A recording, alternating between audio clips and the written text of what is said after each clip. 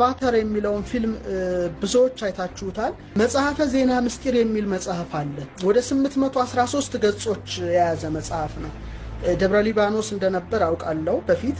በጣም ትልቅ መጽሐፍ ነው። ይሄ መጽሐፍ ምናልባት እንደው በብቃት ደረጃ ሊነበብ ይችላል እንጂ እኔና እናንተ ብናነበው እጅግ ከባድ ነው።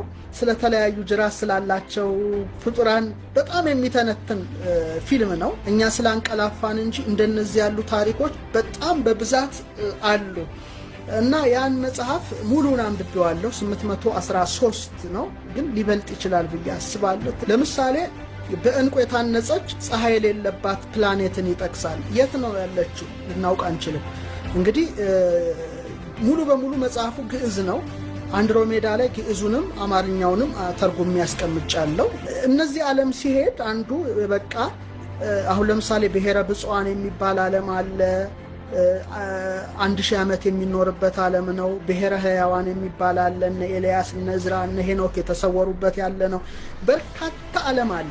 ከዛ ውስጥ ነው ይሄ አንዱን የሚጠቅሰውና እነዚህ ፍጡራን ይላል ቤታቸው እንደ ድንኳን ሞላ ላይ ሆነ ነው ይላል። ለአይን ልዩ ድንቅ ውብ እና በእጅጉ ያማረ ነው ይላል። ግዕዙን ትቸዋለሁ። ጣሪያው ደግሞ ካሌምኒው በሚባል እንቁ የታነጸ ነው ይላል።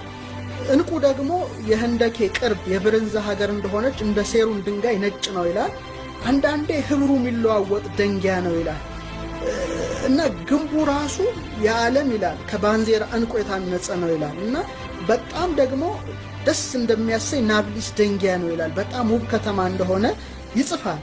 መልኩ ደግሞ እንደ ውሃ የጠራና ብርሃኑም እንደ ፍም ቀይ ነው ካለ በኋላ ስለዛች ዓለም ሲጽፍ መጽሐፈ ዜና ምስጢር በሀገራቸው ፀሐይ የለም ይላል።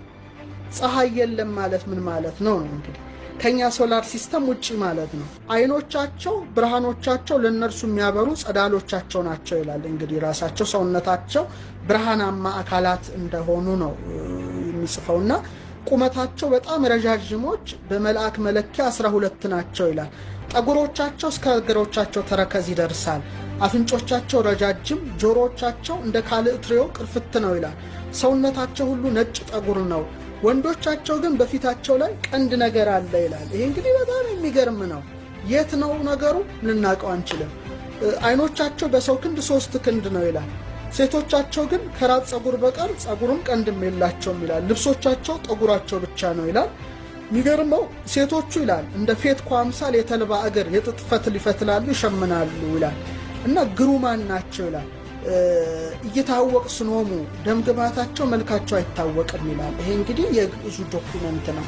አይ ቲንክ እነዚህ መጻሕፍቶቻችን በብዙ ሀገሮች ስለሄዱ ዛሬ የሃሊውድን ፊልም ማድመቂያ ሆነው ብዙ ዶላር ይታፈስባቸዋል። ግን በመጽሐፈ ዜና ምስጢር ላይ ተጽፎ የምናነበው ነው።